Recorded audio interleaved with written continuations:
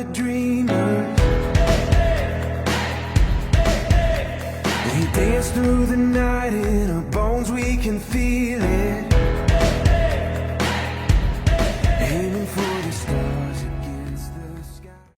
Pertama, saya akan menjelaskan tentang penyebab kerusakan karena faktor lingkungan. Yang pertama, karena kelembaban udara. Idealnya, suhu atau temperatur pada ruangan koleksi perpustakaan berkisar antara 20-24 derajat Celcius dan kelembaban udara sebaiknya berada pada sekitar 40-65%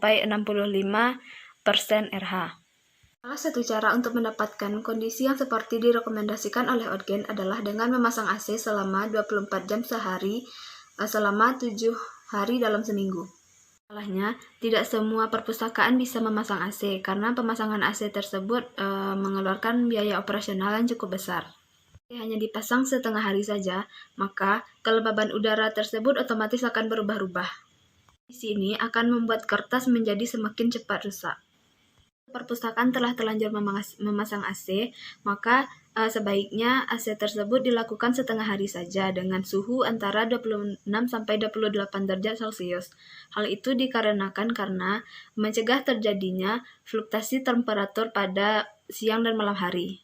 Dan suhu tersebut cukup sejuk bagi manusia dan aman bagi bahan perpustakaan. Yang kedua, karena faktor cahaya. Untuk mencegah kerusakan karena faktor cahaya tersebut dapat dilakukan dengan memperkecil intensitas cahaya yang masuk ke dalam ruangan koleksi dan memperpendek pencahayaan dengan menghilangkan radiasi ultraviolet. Yang terakhir, saya akan membahas mengenai pencegahan karena faktor udara. Untuk mencegah kerusakan karena faktor udara tersebut, yang pertama yaitu ruangan tersebut harus memiliki AC, karena AC dapat memfilter udara atau menyaring udara. Dan ruangan ber-AC akan selalu tertutup dan mengurangi debu yang akan masuk ke dalam ruangan. Dalam ruangan harus dipasang pembersih udara atau disebut dengan air cleaner. Di dalam ini terdapat karbon aktif yang dapat menyerap gas pencemar yang dapat membersihkan dan memfilter udara dari debu. Ketiga, yaitu menyimpan koleksi pada kotak-kotak pelindung. Selanjutnya yaitu mencegah kerusakan karena faktor biota. Tindakan preventif untuk mencegah tumbuh dan berkembangnya jamur dan serangga adalah dengan memeriksa bahan perpustakaan secara berkala. Melakukan pembersihan debu secara berkala pada tempat penyimpanan bahan perpustakaan. Menurunkan kelembapan udara di ruangan koleksi agar tidak terlalu lembab serta buku-buku tidak disusun terlalu rapat di rak buku karena dapat menghalangi sirkulasi udara. Untuk mencegah hidupnya jamur dan serangga pada ruang koleksi, sebaiknya buku-buku yang baru dibeli atau baru diterima dari pihak lain terlebih dahulu dilakukan fumigasi sebelum disimpan bersama-sama dengan buku yang lainnya. Selanjutnya yaitu pencegahan karena faktor manusia. Yang pertama yaitu tempat penyimpanan atau rak. Tempat penyimpanan yang tidak memadai dan tidak memenuhi syarat akan menyebabkan kerusakan fisik dan kimia pada bahan pustaka. Tempat penyimpanan harus terbuat dari bahan yang tidak membahayakan bahan perpustakaan. Rak-rak buku harus terbuat dari bahan yang tidak mudah terbakar dan cukup lebar untuk menyangga buku. Rak buku harus diletakkan pada ruangan dengan ventilasi yang baik dan jaraknya cukup, supaya dapat mengambil dan mengembalikan buku dengan leluasa. Selanjutnya yaitu penataan buku pada rak secara tegak. Penyusunan buku pada rak-rak harus ditopang dengan kuat dan sebaiknya tidak terlalu rapat satu sama lain. Buku-buku hendaknya disusun pada rak-rak secara longgar karena akan roboh dan menimpa satu sama lain. Penyusunan buku pada rak sebaiknya disesuaikan agar mencukupi ruang tempat menyimpan buku. Buku-buku hendaknya tidak disusun rapat karena akan menyulitkan pada waktu pengambilannya. Buku-buku hendaknya tidak ditumpuk pada atas buku lainnya pada waktu menyusun di rak. Untuk jenis-jenis buku yang tidak dapat diletakkan secara tegak, sebaiknya diletakkan secara horizontal di bagian tepi rak. Dengan cara ini akan menolong agar buku tidak menjadi rusak dan akan tetap kuat menempel. 3. Penataan buku-buku secara mendatar. Bahan perpustakaan dapat disusun secara mendatar seperti contohnya map-map tebal dan lembaran-lembaran ukuran besar.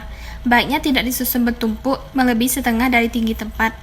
Agar terlindungi, sebaiknya dimasukkan ke dalam kotak atau box yang kuat. Rak-rak berupa laci yang dangkal yang dapat ditarik keluar dapat digunakan untuk penyimpanan bahan pustaka ukuran besar. Jenis rak ini akan menjamin pemanfaatan rak secara efisien dan dapat juga menghindari terjadinya masalah pada saat penyusunan dan pengambilan.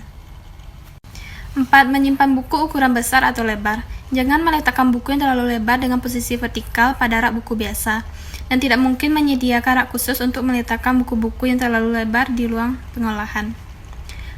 Buku-buku seperti ini harus diletakkan mendatar atau direbahkan di atas meja. Pada saat mengambil salah satu di antaranya, buku-buku yang ada di atasnya harus dipindahkan dulu satu persatu. Kemudian setelah buku yang dimaksud diambil, buku-buku yang dipindahkan tadi dikembalikan seperti susunan semula. 5. Pameran. Pemeliharaan bahan perpustakaan yang sedang dipamerkan adalah sangat penting. Penempatan desain lemari panjang harus memperhatikan beberapa faktor. Umumnya, lemari panjang di perpustakaan berbentuk seperti box segi empat yang di bagian atasnya tertutup kaca. Bahan perpustakaan yang dipamerkan perlu dilindungi dari pencurian dan vandalisme.